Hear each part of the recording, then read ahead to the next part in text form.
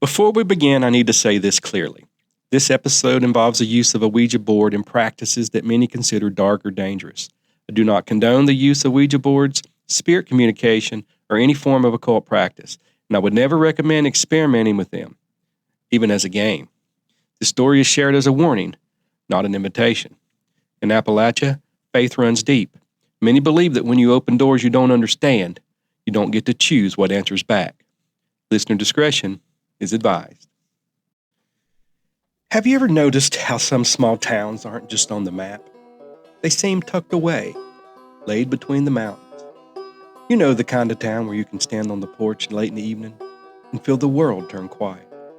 And in that moment, when the sun goes down behind the mountains, it leaves a single set of headlights driving down the road as the howling sound of the winter wind blows through the trees. That's where this story begins. Not in a haunted house, not in a graveyard, and not in some big city apartment with the sound of constant sirens and horns blowing. No, this takes place in a small rural Virginia town, tucked deep inside the Appalachian Mountains, where when the road sign says sharp curve, they mean it, and where the winter nights come early, because when darkness falls, it comes quickly. Where there's always seems to be more cloudy days than sunny. And in a place like that, you start to realize that nothingness has a weight to it. When things stay quiet for too long, boredom stops being empty and it starts pressuring you. It's like the air gets thick, waiting for something to happen. And in the mountains, an empty space never stays that way. It'll find something to fill itself, whether you're ready for it or not. And around here, folks refer to it as idle hands, and they say idle hands are the devil's workshop. Idle hours, idle thoughts, and the slow way restlessness grows roots if you don't keep an eye on it. Before we get into this episode, if you're drawn to true stories from Appalachia, the kind rooted in history, folklore, crime, and things people don't always say out loud, then you're in the right place. This is Roots and Shadows, the Real Appalachia. We release new episodes every Saturday, and if you decide to stay, go ahead and press that follow button. That way these stories don't have to come looking for you.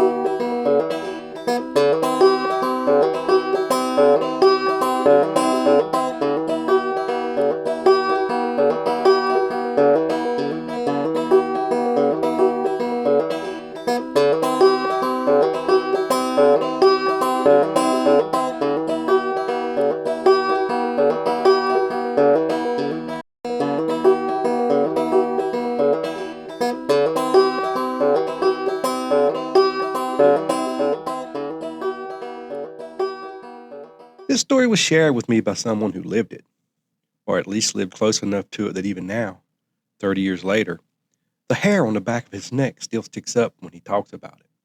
And to be quite honest with you, I even got a little disturbed myself while writing this episode.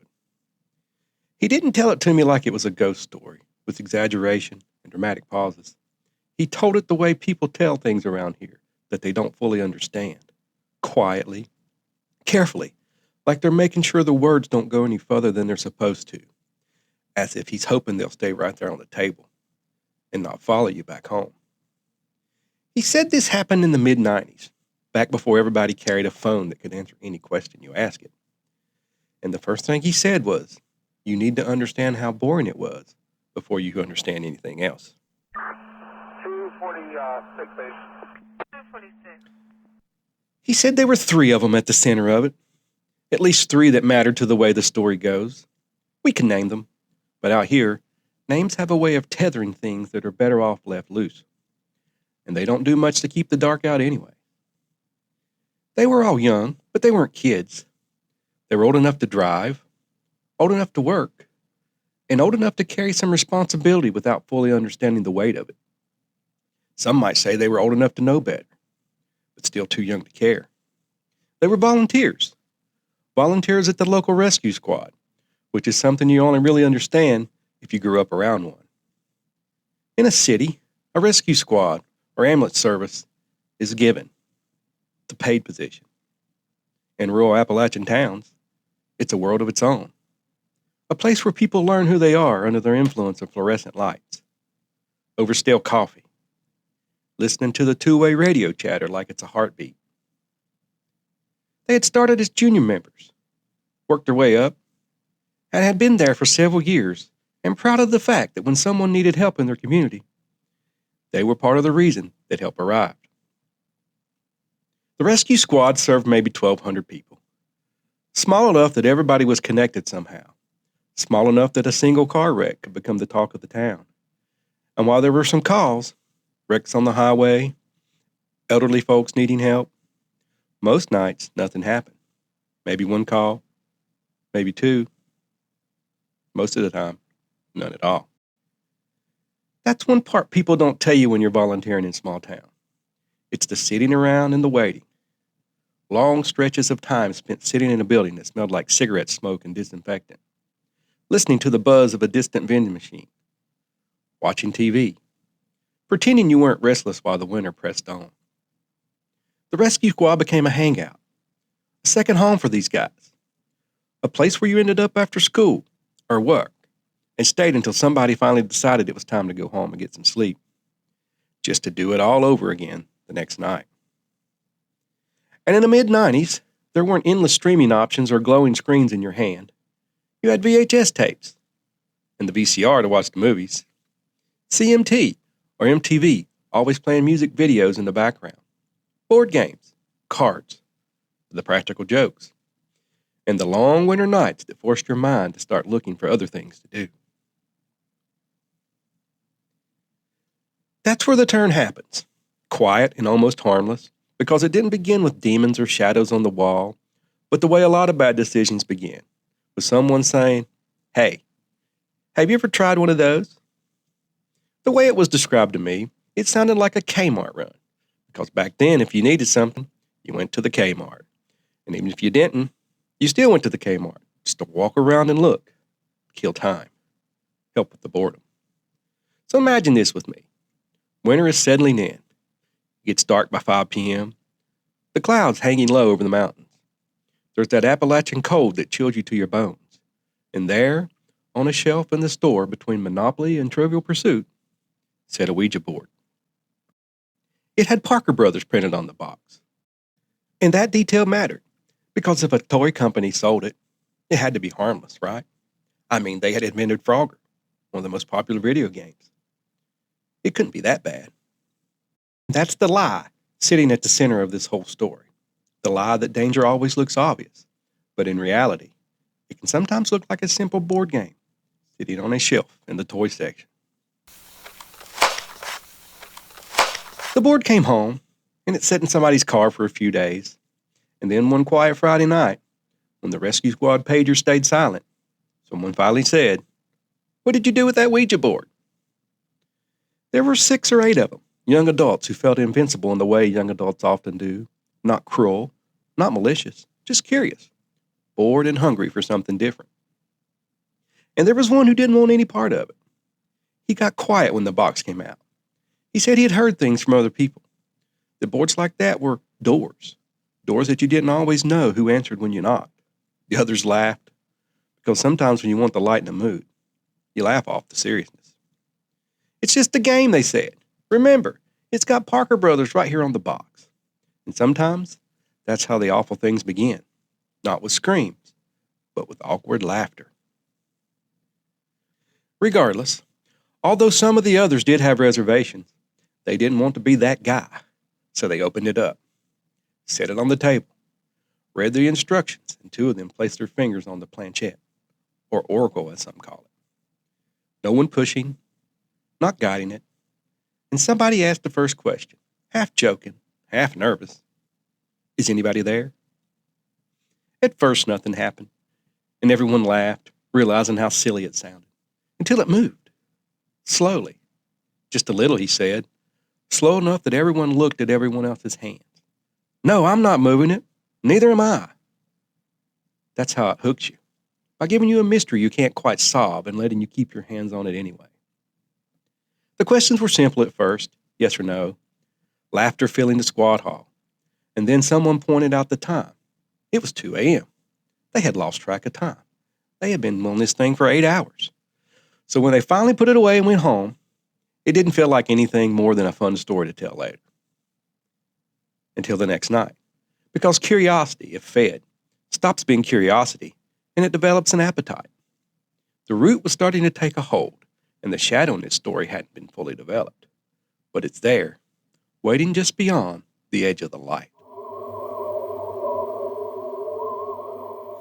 By the time the board came back out the second night, some of them were no longer pretending that it was just a toy, even if they still used jokes to keep the truth at arm's length. The laughter was softer, more careful, the way laughter sounds when it's doing work instead of having fun.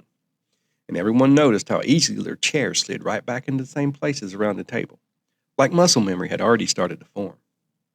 And that's the part that's easy to overlook, the way routine just sneaks in without asking permission, because nothing about that second night felt dramatic or threatening, just familiar enough to be comfortable and strange enough to keep you interested, which is a dangerous combination when boredom has been the ruler of the night.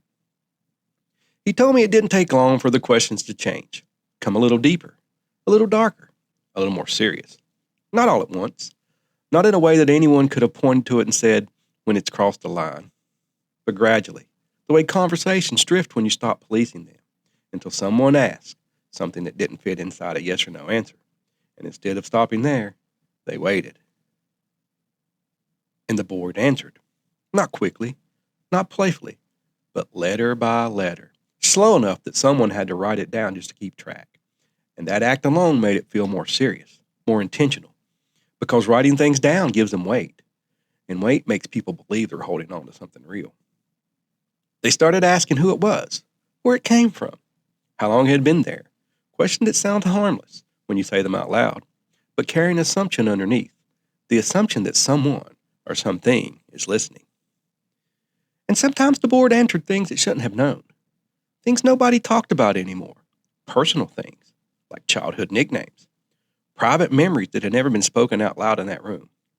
And every time it happened, the mood seemed to darken just a little, just enough for someone to notice.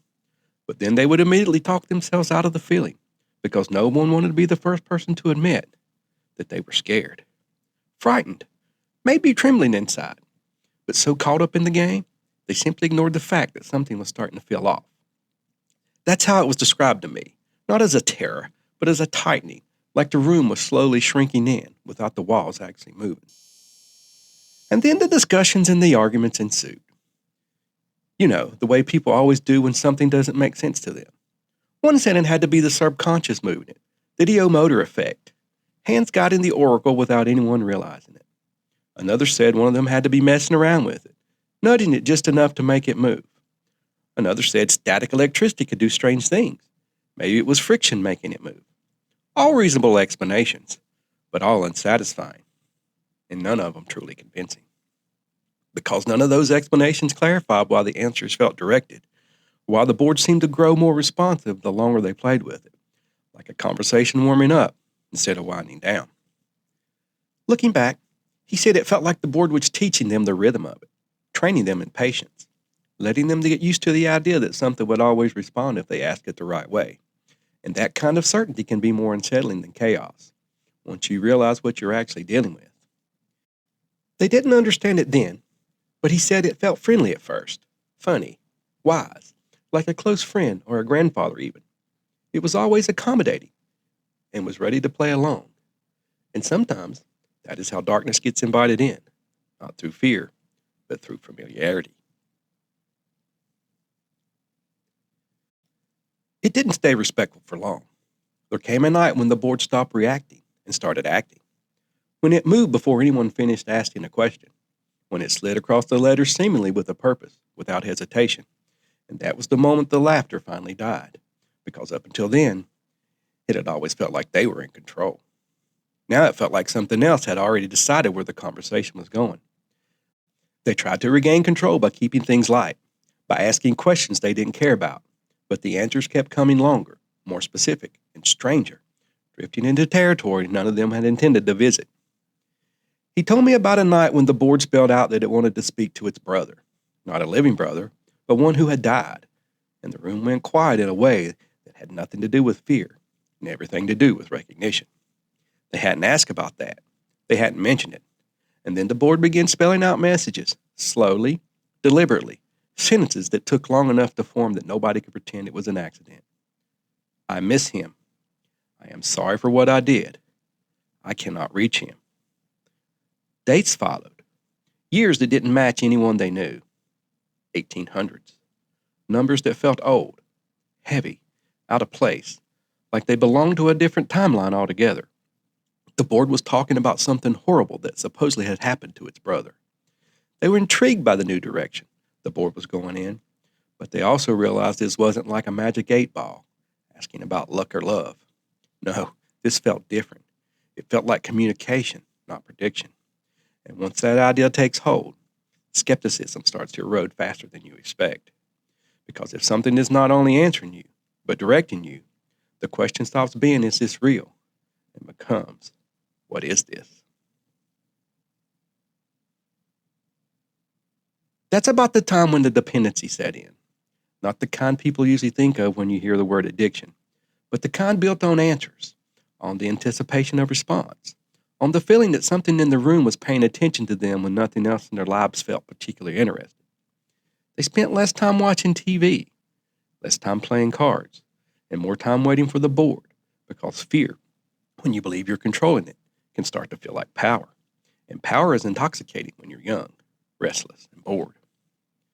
The board didn't overwhelm them all at once. It drew them in slowly, deliberately only giving them what they could handle, like it was measuring their tolerance before pushing further. And that's when it changed.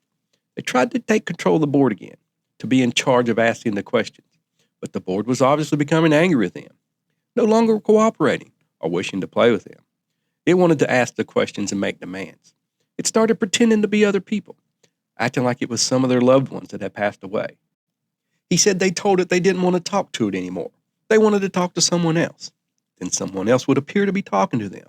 But they could quickly figure out that it was the same thing, trying to trick them, continually wanting to contact its brother. The board stopped answering questions and started making demands, spelling out things the storyteller didn't like repeating even years later, words that felt less like messages and more like pressure, accompanied by a feeling he couldn't quite describe, just that the air had turned heavy. It wasn't that the temperature had dropped. It was more like the space around them had grown dense, as if something you couldn't see had suddenly taken up the whole room.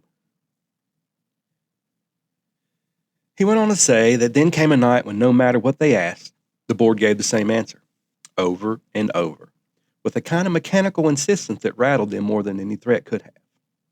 A, Z, N, Z, again and again and again. It didn't matter who touched the oracle, what question they asked, or how calmly they spoke. Those 4 letters were all it would give. Was this initials of him and his brother? They had no idea. They thought the board itself was damaged somehow. Maybe something about it was causing the repetition. So one of them decided to prove it to himself, to regain some sort of sense of control by rebuilding a board from scratch. He copied every letter, every number, every marking onto a piece of cardboard, recreated the layout as precisely as he could, and then they used the same oracle, because the oracle wasn't the problem, or so they told themselves. So the new board was complete, and they were ready to get back to where they left off. But when they placed their fingers on the new board, it did the exact same thing. It went to A, then to Z, then to N, and then to Z. And that's when he said the room felt wrong. Wrong in a way that couldn't be dismissed, because coincidence can be explained away.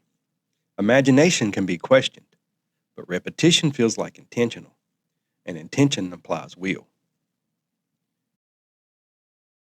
And after that, the tone shifted completely, and when they finally put the board away and went home, the feeling didn't stay behind. That's when things started happening outside the squad hall. One of them began waking up in the middle of the night, unable to move, eyes wide open, mind awake, but body locked in place, listening to the familiar crackle of a police scanner in the distance, unmistakably that something else was in the room with him, not touching, not speaking, just a presence. Another started seeing movement in the corner of rooms, not shapes, not figures, just shadows that didn't belong to anything or anyone. Others said they felt followed walking up their steps at night, that instinctive awareness that makes you resist turning around, not because you don't want to see something, because you're afraid of what you might see. Others say they would see those 4 letters appear and stand out while reading newspapers, books, while writing call reports. Others reported strange dreams and nightmares, seeing people in their dreams they did not recognize, people dressed like they were from a different century. They didn't talk about it at first, but because fear shared out loud becomes harder to ignore. But eventually, they compared notes, and that's when they realized none of them were experiencing this alone. One of them had gone to the library, yes, the library, and found some books on the occult, Ouija boards, and demonic possession. And what they read sounded eerily familiar with what they all were experiencing. While working on this episode, I had the privilege to speak with an Appalachian pastor to help understand how faith frames experiences like this, and he told me something that stayed with me. He said that sometimes what people call demonic can look like mental illness, and sometimes what people call mental illness can have a spiritual component. But the real danger lies in fixation and becoming so focused on identifying the darkness that you forget to resist it. He said Christians aren't called to chase demons or dwell on them. You can acknowledge the reality, he told me, without living in it. He said people who seek contact with the unseen aren't usually seeking evil, especially when grief or curiosity is involved. But that vulnerability is often where manipulation takes hold, because longing lowers your defenses. Back then, the group didn't have that language. They didn't have that instinct, and instinct eventually won. They stopped. He said reading the book from the library was the main reason they all decided to stop. Well, that, and the only one of the group that professed to be a Christian, urged them to stop. They didn't burn the board, destroy it, or stage some dramatic end. They simply put it away, maybe because a little part of them still wanted to use it. And that quiet decision to stop may have mattered more than anything else they did, because the pastor told me something else that deserves to be said plainly. He said if someone is truly indwelt by the Holy Spirit, or saved, there isn't room for possession, because darkness and light don't share the same house. But he also said the enemy doesn't waste time on non-believers. He already has those. He targets believers' families, trying to get to their children, trying to break up the family, because disruption is the goal. Based on that statement from the pastor, the one who shared this story with me believes several in the group were unsaved and could have become possessed. He believes now that whatever was answering them didn't come from the dead and didn't come from God. And that raises a question that still lingers. What would have happened if they hadn't have stopped? In time, the dream stopped. The sense of being watched faded. Nights went back to just being nights again. And the calm convinced them that whatever had followed them had finally turned back, returned to wherever it had come from. Until one night, years later, when someone said, "Let me show you something." Time has a way of sanding down the sharp edges of things you once swore you'd never forget. It doesn't erase them, not really, but it dulls them just enough that fear starts to feel exaggerated in hindsight, like something that belonged to a younger version of yourself, someone who didn't know as much as you know now. That's how the man who told me this story explained it. The Ouija board hadn't been touched in years, not once, stored away quietly. It sat boxed up, put away, out of sight, and for a long time, out of mind. And with each year that passed, the memories attached to it lost a little bit of its weight, until they felt more like a strange chapter from your youth than something that could still reach forward and take hold of the present. The last part of this story didn't happen in a place that felt dark or ominous. There was no rescue squad building, no fluorescent lights buzzing overhead, no winter boredom pressing in from all sides. It happened at a table, years later, surrounded by a different group of people, in a setting so ordinary that nobody felt the need to guard themselves. It was a gathering of friends. There were cards spread out on the table. There was laughter throughout the house. At some point, someone not from around here asked about the past, what it was like to grow up in rural Appalachia. They asked about the strange things they had heard happen in small mountain towns. And that's when the story came out. Not as a performance, not as something meant to scare anyone, just as something that had happened. He talked about the rescue squad, the boredom, and the long winter nights when curiosity was in control. He mentioned the board from Kmart, how harmless it had seemed, how nobody had gone looking for trouble. But he didn't tell everything, not at first. He left out the parts that still made his stomach feel uneasy, because he didn't want to plant ideas in anyone's head. But curiosity, once again, did what curiosity always does. People leaned in. They listened. They laughed. And they said the same words people always say. Where's this board? Go get it. He said he hesitated at first and told him it wasn't worth it. It was a long drive back to his house. That had belonged to another time in his life. But after the berating and pressure from the group, he finally gave in and went home to get it. 30 miles to his house and 30 miles back, memories from the time he had forgotten began returning. Fun memories about the good times with his old friends. And the whole way, he said, he felt calm because nothing had happened in years, and surely whatever power that board once held had faded with time. When he brought the board in and set it on the table, nothing dramatic happened. The room didn't grow cold. The lights didn't flicker.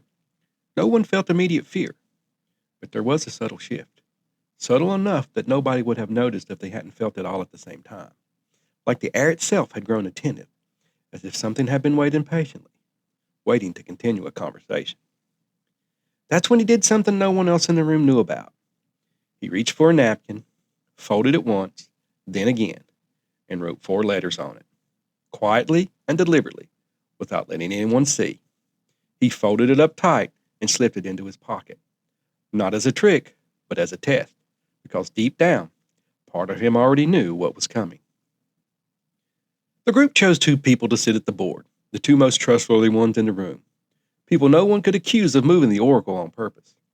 They placed their fingers lightly on it, barely touching it, and someone asked the first question. At first, nothing happened.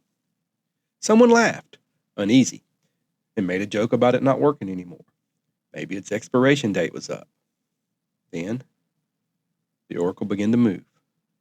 Slowly, like it was cold or rusty. It slid to the first letter. It slid to A. Someone asked what it was spelling, trying to keep the mood light, trying not to sound like they cared. It slowly moved again. Z. And then it paused, and the room went quiet in a way that it does when everybody's sensing something at the same time. Someone blurted out, Arizona. But then it began to move again. And then it stopped on N. And then it made its way to its final destination, Z. The man telling me this said he felt it in his gut before anyone spoke, that heavy, sinking certainty, because the board hadn't lost anything with time. It hadn't forgotten. It hadn't weakened. It had just been waiting. He stood up, reached into his pocket, and without saying a word, unfolded the napkin and laid it on the board. 4 letters, already written.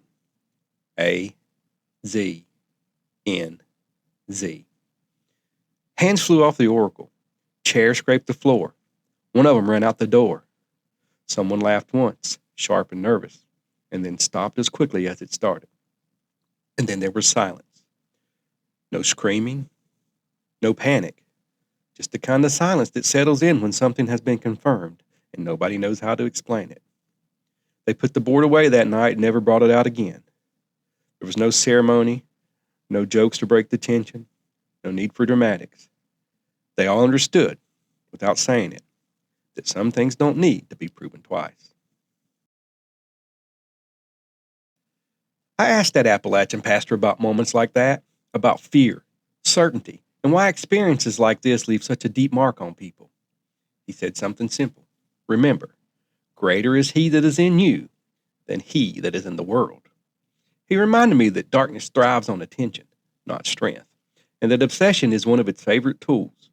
When people dwell too long on what frightens them, they sometimes forget what protects them. Listen to him reframe the whole story for me, not as one about demons chasing people through their lives, but about people standing close to a line, feeling something pull back, and choosing, just in time, not to step any further. However, I did find something ironic while researching this episode, that Parker Brothers, the makers of Monopoly, Clue, and Risk, did not invent the talking board as it was once called. They bought the rights to it in 1966. No, it was invented by William Fuld in 1890, not as a spiritualist, but is a capitalist. And he died in a freak accident at 54 while working on his factory, the very factory that he built because the board told him to do so. And maybe this is a coincidence, but the headquarters of Parker Brothers was in Salem, Massachusetts. In Appalachia, we grow up knowing there are things you don't mess with, even if you can't always explain why. You don't whistle in the woods at night. You don't follow voices you don't recognize. And you don't open doors just because there's something on the other side willing to answer. Because roots run deep in this mountain. They hold steady. They remind us who we are. The shadows are patient. They don't rush. They don't chase. They wait. They wait for boredom. They wait for curiosity. They wait for someone to believe the danger has passed. And as this story serves as anything, it serves as a warning. Not that darkness is stronger than light, and not that evil is hiding around every corner, but that some games were never meant to be played. And once you learn that, the bravest thing you can do is put the board in the box, turn out the lights, and walk away. This has been Roots and Shadows, the real Appalachia, where every root tells a story and every shadow hides one. As a reminder, these stories are drawn from public records, historical reporting, and conversations passed down through families, neighbors, and memory. Some names have been changed, and where the written record goes quiet, details have been carefully dramatized for storytelling.